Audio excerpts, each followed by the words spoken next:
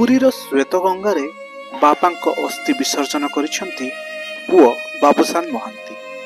पत्नी तृप्तिंक सह पुरी जाई पिंडदान करिसेंती बाबूसान।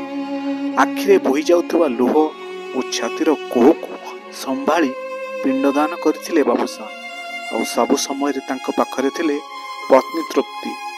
गोटे मुहूर्त मध्य बाबूसान को एका छाड़ी नथिले तृप्ति। श्वेतगंगारे श्राद्ध प्रदान सह अस्थि विसर्जन करिसेंती उत्तम को पुओ बाबूसान और बहु तृप्ति। प्रथम पिंडदान करा जायतिला और यहाँ पर श्वेतगंगा भीतर को जाई निज पितांक अस्थिर विसर्जन करथिले बाबूसान।